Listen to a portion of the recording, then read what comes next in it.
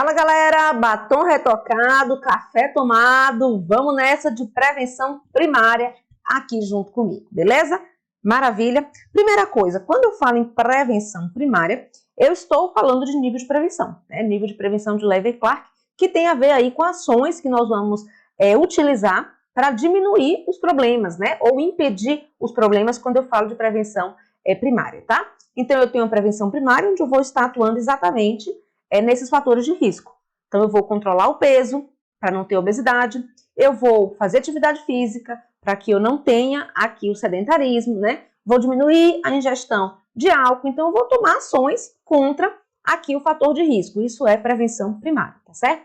Quando eu já tenho o problema iniciado, né? Quando eu já tenho a hipertensão, o que eu quero? Eu quero ir para prevenção secundária. Eu quero fazer um diagnóstico precoce. Eu quero logo rastrear esse povo e dizer assim, poxa, você é hipertenso, vamos tratar, vamos cuidar, vamos evitar aí esse problema que conduza para outros problemas de maior gravidade, tá?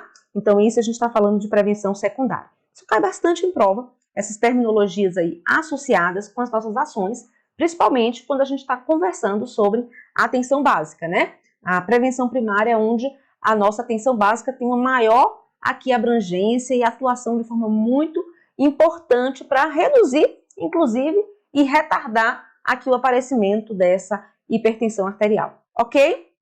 E é claro que tem a prevenção terciária, a gente tem a quaternária, quinquenária, mas aqui o foco da nossa diretriz pegou agora na hora aqui de prevenção primária, tá certo? Então vamos lá, controle de peso. Diminuição do peso promove diminuição da PA, tanto em indivíduo normotenso quanto em hipertensos. De fato, isso aqui é um dos aspectos mais importantes em relação ao percentual de queda de pressão. Dieta saudável. A nossa diretriz, desde muito tempo já usa esse termo, dieta DASH e suas variantes, né? Basicamente, gente, são dietas saudáveis, né? Onde você come muitas frutas, legumes, né? Diminui aqui a ingestão de produtos à base de industrializados, onde você vai usar muitas nozes, castanhas, né? Então, é uma alimentação daquela que a gente já sabe, a gente sabe que é saudável e que não é, né? A diferença é porque o que não é saudável muitas vezes é muito gostoso, então a gente acaba não comendo apenas o que é saudável, né? Então, quando eu falo de prevenção de hipertensão, o termo dieta saudável vem DASH e suas variantes, que representam uma baixa quantidade de gordura. Aí tem a dieta mediterrânea também, vegetariana, vegana, nórdica, que são variações, né, de dietas que são também aqui importantes para a redução da pressão arterial, tá? Baixo teor de carboidrato, e os benefícios são ainda maiores quando ocorre em conjunto a redução da ingesta de sódio, tá? Então, aqui, basicamente, é o consumo com alimentos saudáveis aqui que vai também impactar. E aí, dentro dessa prevenção primária, a gente tem a suplementação de potássio, sendo aí um fator positivo a suplementação de potássio, prevenindo aqui a hipertensão. Então, é uma alternativa segura, sem importante efeito adverso, com impacto modesto, mas significativo na pressão arterial e pode ser recomendada para a prevenção do aparecimento da hipertensão arterial. Ingestão adequada de potássio de 90 a 120 miliequivalentes por dia. Pode acarretar uma diminuição de 5,3 milímetros de mercúrio na sistólica e 3,1 de diastólica, né? Então, nós vamos ter aqui valores objetivos do quanto que manter o potássio em condições ideais aqui impacta na redução dessa pressão arterial, tá? Também, junto com a suplementação de potássio, a gente tem que diminuir o sódio. Então, aumenta o potássio e diminui o sódio. Então, alimentos pobres em sódio e rico em potássio, ou seja, que vai ajudar na minha dieta, ele traz feijões, ervilha, vegetais de cor verde escura, banana, melão, cenoura, beterraba, frutas secas, tomate, batata inglesa e laranja. Eu trouxe isso aqui porque às vezes a prova cobra exatamente isso, né? Cite alimentos que são pobres em sódio e rico em potássio, né? Um típico item aí de prova, então guarda isso aí, tá? Na questão da prevenção primária, eu também tenho atividade física. O sedentarismo não é fator de risco, então a atividade física vai ser prevenção aqui primária, tá? Quando eu falo em atividade física, ela é aqui uma abordagem ampla de qualquer movimento. Qualquer movimento que eu faço é atividade física, tá bom? Então, se eu vou lá embaixo, desço escada, subo escada, é atividade física. né? Se eu vou fazer uma caminhada aqui de leve no condomínio, é aqui atividade física. Se eu tenho uma vida mais ativa, normalmente aqui, né? É atividade física. Aí dentro do grupo maior de atividade física, eu tenho o exercício físico, tá? Que é aqui uma atividade física estruturada. Então a diferença de atividade física para exercício físico é isso. Atividade física é tudo, qualquer movimento, né? Uma vida mais animadinha, né? Andando, caminhando, para não ficar muito parada em tela. E aí, como que eu sei que a pessoa está com baixo percentual de atividade física, gente? Muito tempo em tela, né? Computador, tablet, celular. Então, tudo isso aí, televisão. Então, tudo isso vai diminuir a nossa atividade física do dia a dia de maneira ampla, tá? E o contexto do exercício físico, que está dentro da atividade física, é aqui aquela coisa estruturada, para eu fazer aqui de forma bem organizada, quantidade de horas, e aí eu vou nadar, correr, vou andar de esteira, né, que é aquilo que eu faço. Então, a gente vai aqui usar algum exercício desse que a gente chama de estruturado, tá? Então, atividade física, treinamento aeróbico, resistência dinâmica e resistência isométrica reduzem a pressão arterial sistólica, e aqui ele está falando de atividade física no âmbito macro, tá? Então, é como se a atividade física estivesse aqui dentro do exercício físico, tá bom? Então, ela está falando aqui da atividade física no sentido macro, tá? Porque aqui tem outras coisas que a gente faz que não é necessariamente um exercício físico, né? Então, treinamento aeróbico, resistência dinâmica e resistência isométrica reduzem a sistólica e a diastólica em torno de 3,5 a 2,5, 1,8, 3,2 e 10,9 a 6,2, né? Respectivamente aí cada um. Então, esse aqui, ó, é do aeróbico, resistência dinâmica, esse aqui, e resistência isométrica, esse aqui, respectivamente em populações gerais. Os exercícios resistidos, que tem a ver aqui com a musculação, também reduzem a pressão arterial na população geral.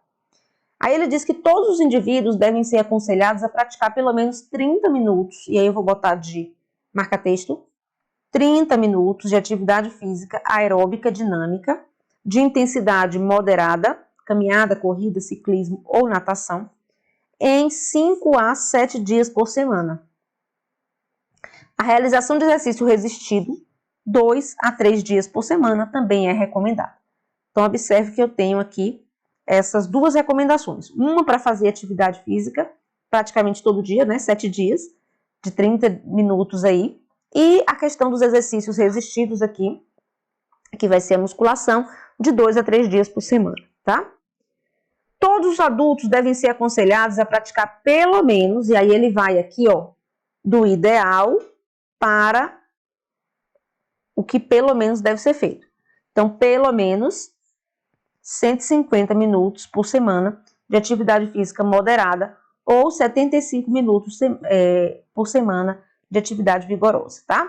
Então, quando ele fala em ideal, né, aconselhar é todo dia, de 5 a 7 dias, né?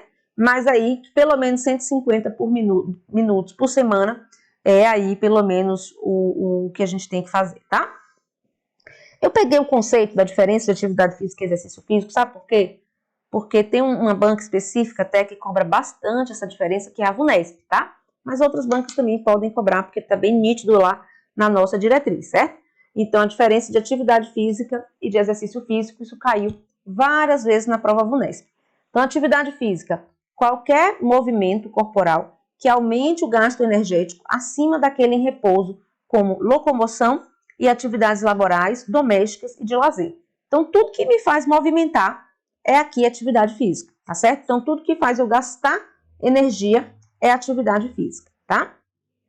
Já o exercício físico refere-se a um tipo de atividade física estruturada, né? Então, aqui a gente percebe que a atividade física é maior, né? E que o exercício físico está dentro da atividade física, tá certo? Organizada, objetivo específico, como melhorar a saúde e ou aptidão física. Então, recomendado pelo menos 150 minutos aqui.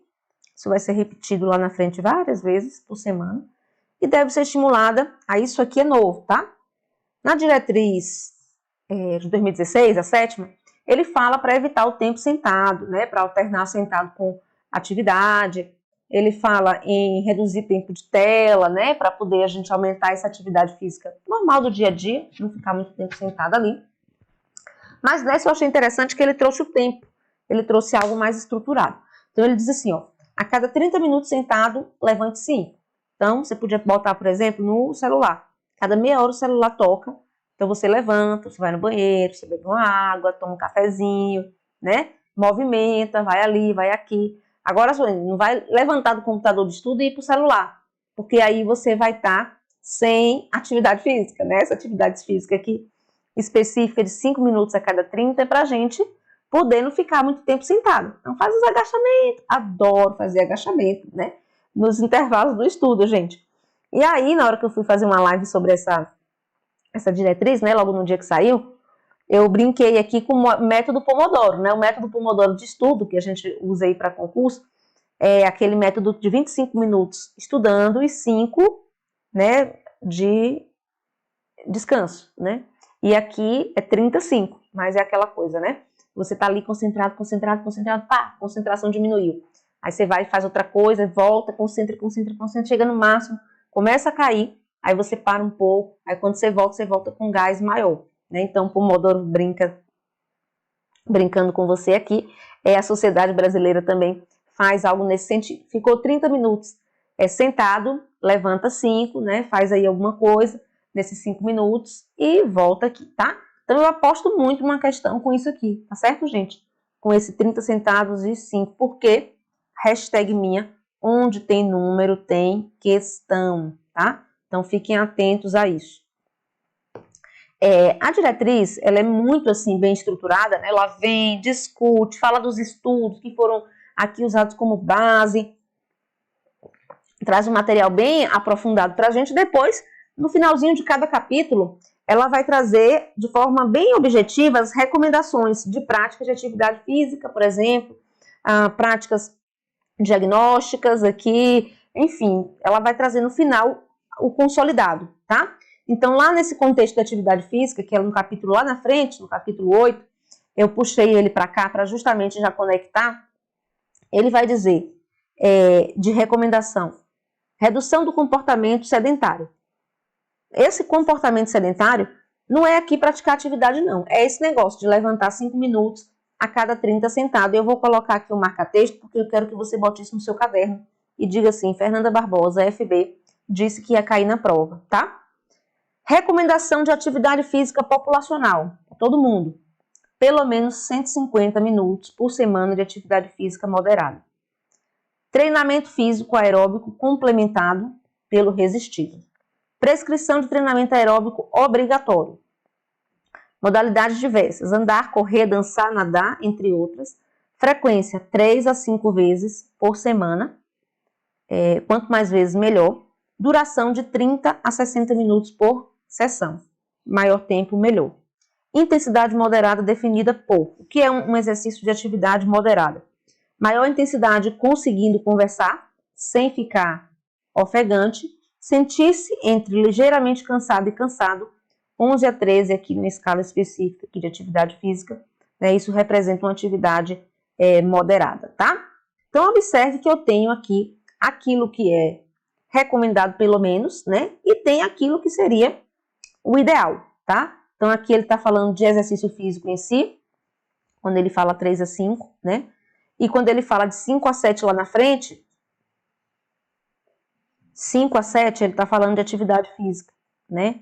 Então, assim, nós vamos ter que entender isso cai bastante em prova, principalmente da VUNESP. A VUNESP adora essa parte de atividade física, exercício físico, porque a atividade física em si é tudo. E a gente tem que ter o dia a dia de forma mais animadinha, né? Mais modo turbo ativado. Agora, esses exercícios físicos mais estruturados, aí ele fala de 3 a 5, tá bom? Então, é bem importante a gente poder diferenciar essas recomendações, ok? Com relação à prevenção primária, outro item que ele traz é o álcool. E a gente já tinha falado lá na frente como fator de risco, lembra? Então, aqui ele repete, porque a prevenção primária é evitar exatamente aquilo que é fator de risco, tá? Para os consumidores de álcool, aqui a ingestão de bebida alcoólica deve ser limitada a 30 gramas de álcool por dia. Esse limite deve ser reduzido à metade para homens de baixo peso mulheres e indivíduos com sobrepeso e ou triglicerídeos elevados, porque já tem outros riscos aqui. Indivíduos abstêmios não devem ser induzidos a beber. Então, o objetivo é não beba, mas se você já bebe, diminua. E se você é desnutrido ou tem sobrepeso, né, diminua mais ainda. Uma garrafa de cerveja, então, 2 taças de vinho e uma dose, né, de destilado aqui seria o limite, né, para esse percentual aí de 30 gramas, tá? Essa quantidade. Esse limite deve ser reduzido à metade para homens de baixo peso, mulheres e indivíduos com sobrepeso, repetiu aqui, né? Ok. Fatores psicossociais. Controle do estresse. Estresse emocional, gente. O estresse é prejudicial a tanta coisa, inclusive para o concurseiro, né? Quando a gente fala em estresse, o impacto que o estresse leva no dia da prova, ele é tão grande que é decisivo para a sua aprovação ou não, ou reprovação. Então, tome cuidado com o equilíbrio emocional durante a preparação. Eu costumo dizer para os meus alunos o seguinte: tenha esperança, não tenha expectativa, tá?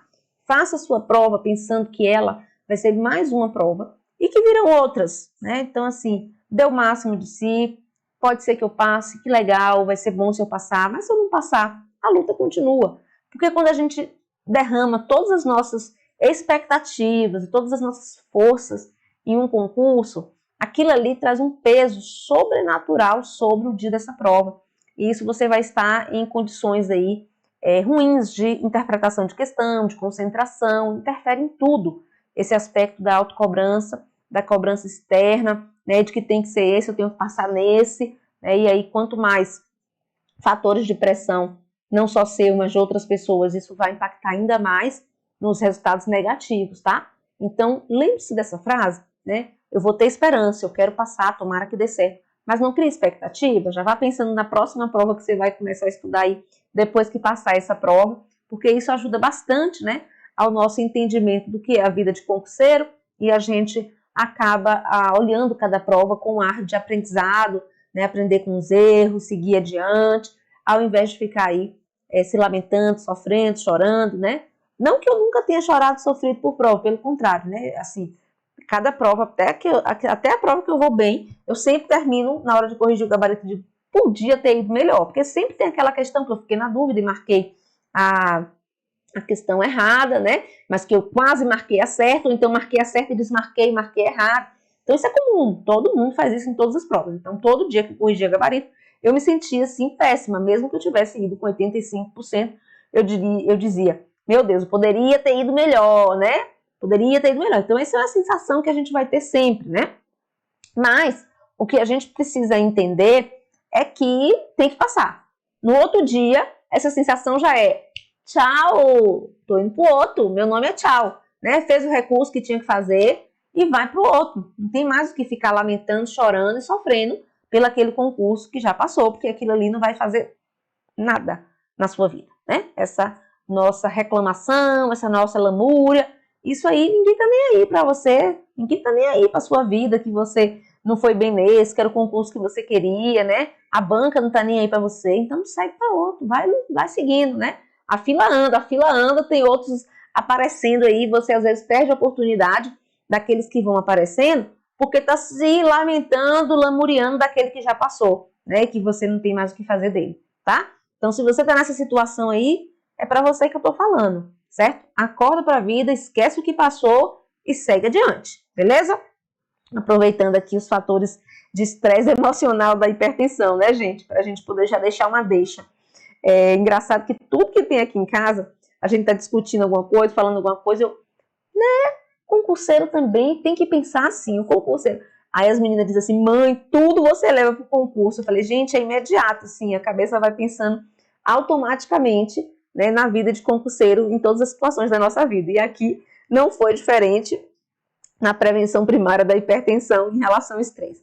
O estresse aumenta tudo, piora tudo, gente. Então, o estresse também aumenta a pressão arterial.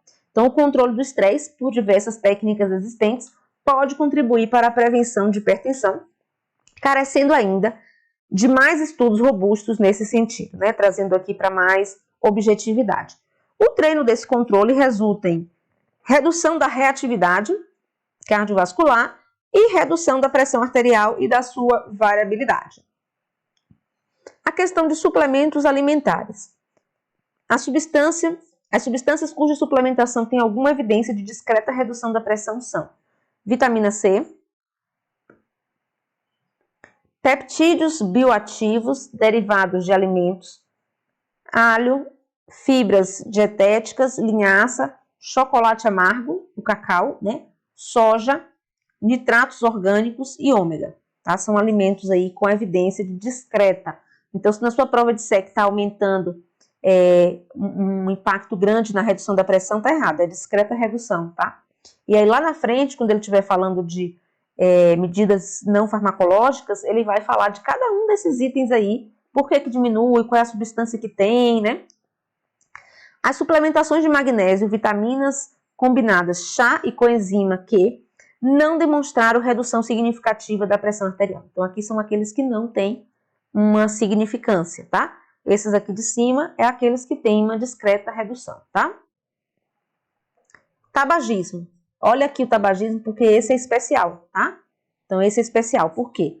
Independentemente do seu efeito sobre a pressão arterial, então, observe que o tabagismo em si, quando eu paro de fumar, eu não vou diminuir a pressão, independente disso, o fumo é o único fator de risco totalmente evitável de doença e morte cardiovascular. Então, eu quero que você entenda bem isso, porque é onde a banca mais pega, tá certo? Então, se perguntar, o tabagismo é fator de risco cardiovascular? É. O tabagismo, a cessação do tabagismo reduz a pressão arterial? Não, tá? Então, esse aí que é importante a gente ficar atento. Evitar o início pelo jovem. Prescrição de medicação para suporte ao abandono. E aí, dentre as medicações, a gente tem a própria, o antidepressivo bupropiona, né, que é o BUP, que é utilizado no programa de combate ao tabagismo aí do Ministério da Saúde, e proteção das pessoas que convivem com fumantes, né, que é a questão aí de proteção contra o fumo passivo, tá? Então, são ações que devem ser estimuladas para o controle desse tabagismo no âmbito populacional. Espiritualidade, essa é nova. Você aposta quanto comigo que as próximas provas, principalmente da Banca CESP, vai cobrar isso aqui? Eu aposto. Na minha live eu falei, gente, espiritualidade, assim, tem tudo a ver, né? Tem tudo a ver com aquilo que torna uma vida mais tranquila. Ele até diz assim, ó, espiritualidade é diferente de religiosidade. Religiosidade é você ter uma frequência de ir para a igreja, né? Você ter ali uma vida social com atividades religiosas. Isso não tem aí um impacto. O impacto é a espiritualidade, que é o envolvimento, né, com essas atividades aí e que traz uma redução do estresse, né? Aquela coisa de descarregar das suas costas aquele peso, né? E aí você acaba atribuindo também o impacto das coisas que vão acontecendo ao mundo espiritual. E acaba que você não vai levando sobre si toda aquela carga, todo aquele estresse ali emocional. E isso vem trazendo um impacto bem significativo no contexto aí de melhorar a qualidade de vida das pessoas. E dentre essas melhoras, a gente tem também já comprovado uma redução da pressão arterial, tá? Então, transcende religiosidade, né? Então, não é somente ir para a igreja que vai diminuir a pressão arterial, mas significa um conjunto de valores morais, emocionais, o comportamento, a atitude, né, de você delegar ao mundo espiritual algumas coisas que acontecem e que você não tem muito o que fazer frente àquele problema. Então, isso aí acaba você diminuindo o fator de estresse na sua vida com relação ao mundo.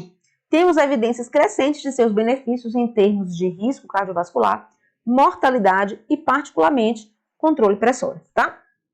Eu até usei a questão da importância desses termos mais subjetivos, né, em prova, quando eu dei o exemplo aqui dentro da Política Nacional de Promoção da Saúde, que um dos focos é a questão da felicidade. E a Política Nacional de Educação Popular, que usa a amorosidade. Então, esses terminhos aí o SESP cobrou, tanto a felicidade da PNPS, quanto aqui a amorosidade da Política Nacional de Educação Popular. E aqui a espiritualidade na diretriz de hipertensão, de fato, isso não custa nada para estar na sua prova, então fiquem atentos com relação a isso, tá? Até porque é novidade. Essa diretriz ela veio com um cunho mais voltado aí para a subjetividade junto com a questão do contexto físico mesmo, né, biológico, de fisiopatologia, de tratamento, de medicamentos e tal, ela também trouxe essa questão psicossocial, espiritual, trabalho em equipe multidisciplinar, deu muito valor a isso, então tem aí um cunho mais dinâmico essa nossa 8ª diretriz, ok? Estratégias para implementar essas medidas preventivas. O que a gente pode fazer para que essas medidas preventivas aí de prevenção primária sejam implantadas?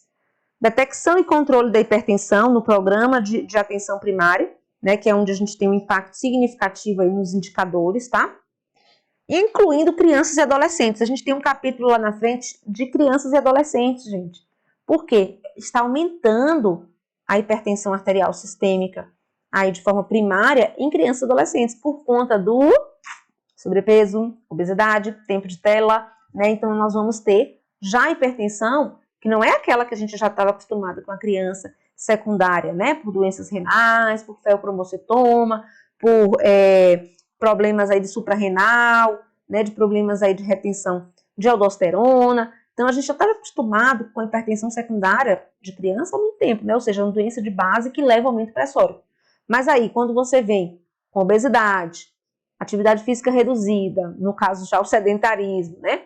E aí, hipercolesterolemia. Então, você começa a ter muitos fatores de risco de forma muito pesada na criança e adolescente. A gente acaba tendo a hipertensão, o diabetes mellitus tipo 2 também nessa população, tá? Isso é uma das preocupações de saúde pública de forma bem importante, tá? Implementar programas de assistência multiprofissional. Então, como a gente falou, ganha relevância. Lá no capítulo 7º, a gente vai discutir sobre as atribuições do enfermeiro, do educador físico, do nutricionista.